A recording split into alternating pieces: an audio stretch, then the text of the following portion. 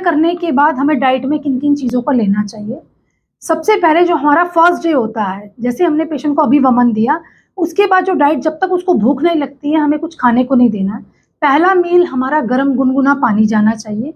उसके बाद बिल्कुल पतली खिचड़ी जाएगी जिसमें 64 गुना जल में पेशेंट बनाएगा, बिल्कुल लिक्विड। सेकंड जो उसकी डाइट जाएगी उसमें आप चावल की मांड दे सकते हो, वो भी बिल्कुल पतली रहेगी।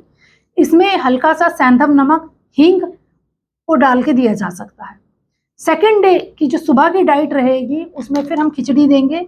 इसमें 32 गुना जल डाल के, 32 पार्ट्स ऑफ जल के डाल के इतनी पतली हम खिचड़ी बनाएंगे। किसी छोंक नहीं लगाना है इस खिचड़ी में। इसमें हींग, हल्का सा जीरा और सेंधव नमक और काली मिर्ची, इन चीज़ों को डाला जा सकता है।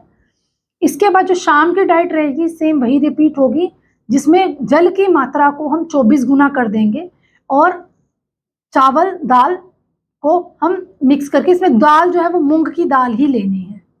जब थर्ड डे की डाइट होगी थोड़ा सा हम इसको सेमी सॉलिड फॉर्म में ले लेंगे।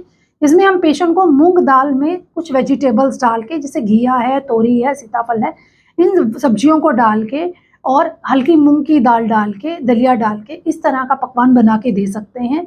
और इसमें भी पानी की मात्रा जो है वो कम से कम हमारा 20 गुना पानी रहना चाहिए। तीसरे दिन की शाम में भी सेम यही डाइट को हम रिपीट करेंगे।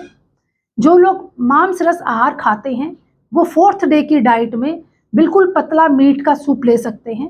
अदरवाइज जो वेजिटेरियन रहते हैं उनको समसर्जन क्रम के दौरान घिया, तोरी, सीताफल इसका सूप फॉर्म में लेना चाहिए।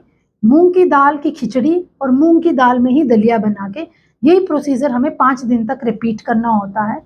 6th डे की जो हमारी डाइट रहती है उसमें हल्का सा सेमी सॉलिड की फॉर्म में हम देंगे, जिसको हम नॉर्मल अपने घरों में खिचड़ी बनाते हैं, 6 गुना जल या 4 गुना जल में जो खिचड़ी बनाई जाती है। और 7 डे की डाइट में हम पेशेंट को चपाती सब्जी देंगे।